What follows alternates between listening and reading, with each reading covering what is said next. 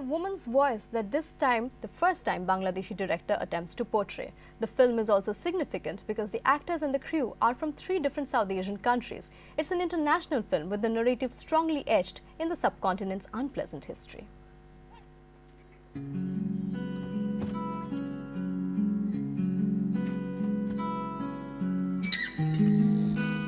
A true South Asian film is soon going to hit theatres in Dhaka.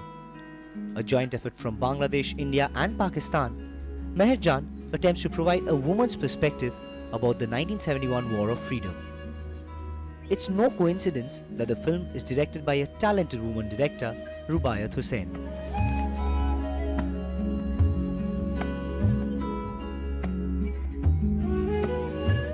Hussain, a scholar in women and South Asian studies, makes her debut with a film that assembles top gems from the 3 countries. Indian stalwarts Jaya Bachchan and Victor Banerjee star alongside Bangladeshi Humayun Faridi and Azad Abdul Kalam and Pakistan's Oman Rahim.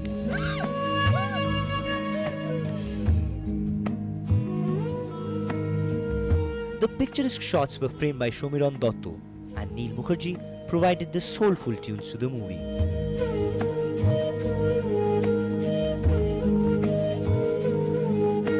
Women are invariably the worst victims of war.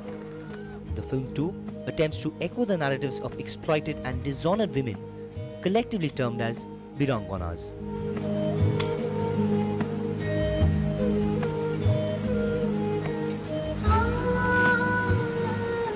Meher Jaan is an honest endeavour to create an international film with its roots placed strongly in South Asian ethos.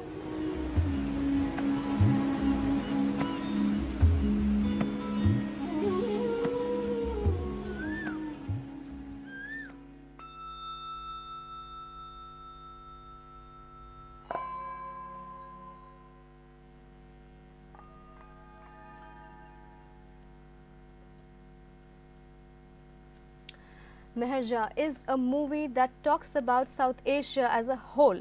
It is a movie that talks of the 1971 liberation war of Bangladesh and is attempting to tell us history once more in a beautiful way. We are connecting to Rubaiyat Hussain, the director of the movie. Hello and welcome to the show, ma'am. Hi, how are you? Thanks for letting me join the show. Yes, ma'am. Welcome so much. And you know, we are wondering what Meher Jaan, how did Meher Jaan happen? First, tell us that incident. How did Meher Jaan happen? Well, to actually go very brief, you know, I have been involved in the process of filmmaking. I've made some short films since 2000. And when I was doing my master's in South Asia Studies, I was doing research on 1971. And I came across the narratives of women who were raped in 1971. I became very attached to the issue, so I really wanted to work on women's narrative of 1971. But while I was looking at the history of rape, I also realized that I found this one narrative where this one woman was actually saved from being raped by a Pakistani soldier who was also very much against the war. So this gave me sort of an inspiration to work on a story where I would represent women's narrative of being raped in 1971, and side by side I'd also offer a narrative where love sort of transgresses over national boundaries and humanity sort of prevails over war and violence. So ma'am, would you say how it came about? Yeah. So ma'am, would you say that, you know, in today's context where there's a new Meher Jaan telling us a new story, do you think it will redefine feminism and the way women have fought back to react to violence against them? Well, you know, when I was growing up, when I was 18, I was 19, like, you know, 12 years back, I was much radical of a feminist than I am today. And today I realize that, you know, it's not about feminism. It's about all human beings are sort of caught in the system, and everybody is subjected to violence in today's world where terrorism has become such a common currency. So it's not really about men or women in particular. It's about, you know, humans who are against peace and who are for peace. So I guess today the world is divided into these two sectors. And in Meher Jaan, we have very much tried to tell women's story, but not in a feminist way, rather in a feminine way. Okay. And now I also have with me Mr. Victor Banerjee. Sir, thank you so much for joining us. My pleasure, Anuradha. Tell me. Yeah. Sir, we are talking about Meherja today. Seems like a very interesting venture. So tell us a little bit about your role and what made you feel that Meherja could make a difference and what made you take up this role in Meherja? God, you asked so many questions. Okay. What made me feel what about Meherjan? I know nothing about Meherjan. I just know that the script was a brilliant concept. I know that the young lady who wrote the story had researched it very, very well, and she had a husband who was a great inspiration beside her, and between them they were able to, to recreate the 1971 that they believe existed then, and the one that they feel has made it a very significant change in the lives of people in Bangladesh. Yes. So, sir, if you can just tell us a little bit about your role and what kind of research did you do? Did you have to do any method acting, or did you specially do anything to prepare for this role? No, I was inspired by my director and her husband, literally. So, and the part is of an old man, an older gent. He's called the Nana. He's a Nanaji. He's the Nana, the grandfather of the family, and the father of the village, if you like, and the community. And he's a liberal man, educated in Lahore and Aligarh University, and a man of letters, a philosopher in many ways. And he was not self-righteous, but he was certainly, he knew how to call a spade and live by principles. And one of the principles he had was he neither supported the militancy of the people of Bangladesh reacting against the Pakistani invaders, and nor was he sympathetic towards the Pakistanis at all. He was a liberal man who just refused to let that kind of, much like Nikhilation Ghoribaire, he refused to allow politics and violence to enter his domain, his area.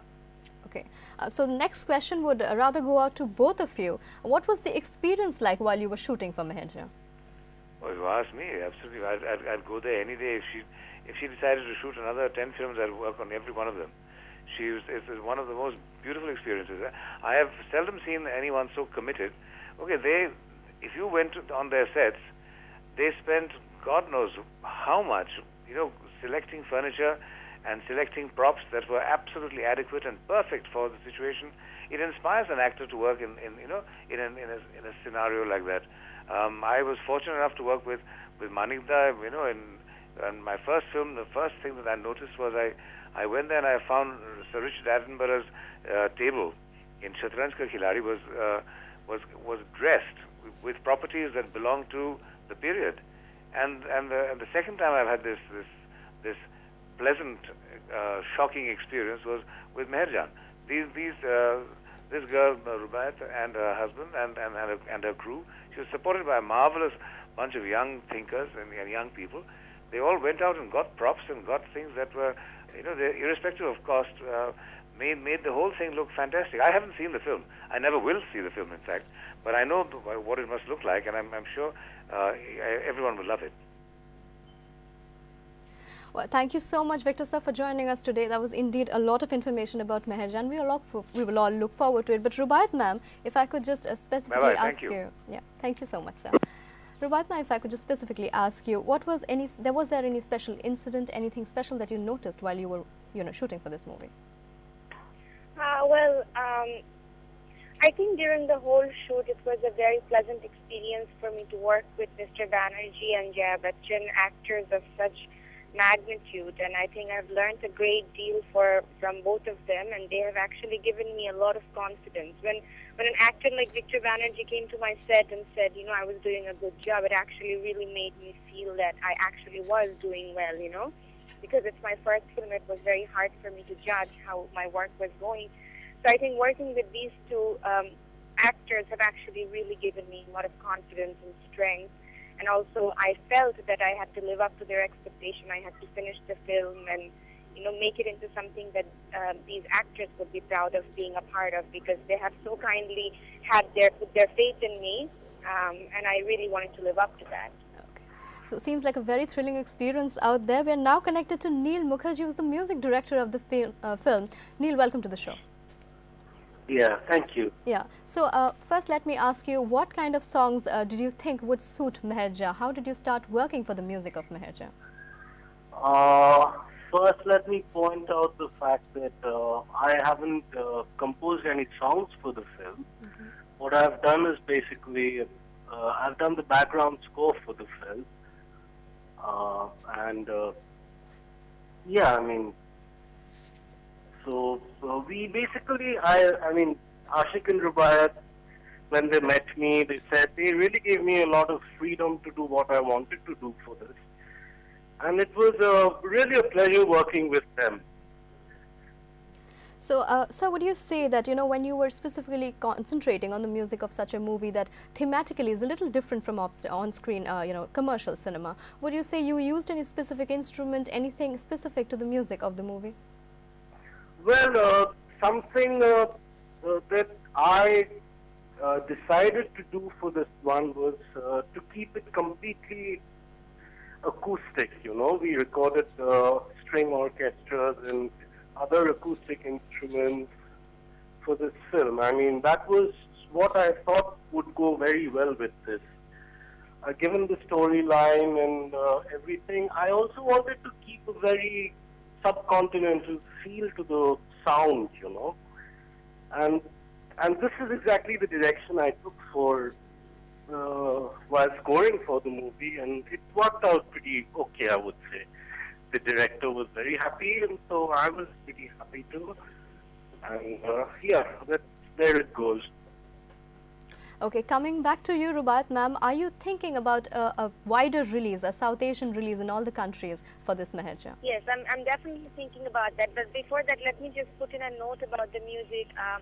In this film, we have actually very little song. We have really used the background score as the backbone musical theme of the movie. So it's a 2-hour movie, and you almost have 28 minutes worth of background music. And I think Neil has really done an amazing job. Really brings out the spirit of the film. And we are looking forward to releasing it in India and Pakistan, but there are a lot of difficulties in commercially releasing films that has been shot in Bangladesh, in India and Pakistan. But we are looking for ways to do private screenings and sending it to festivals in India and Pakistan, and eventually trying to release it there as well. Right. So thank you so much, ma'am. We are all looking forward to Meherja. Seems like it has a lot to offer and the expectations are very high. Thank you so much, Thank Neil you so Mukherjee, much. for joining us, and that Thank we you. will Thank definitely you look very forward to much. the music of the movie. That was Meherja, and Meherja does speak about new feminism, the new voice of South Asia. So make sure you are watching this movie. That was our segment on Beyond Headlines. Women.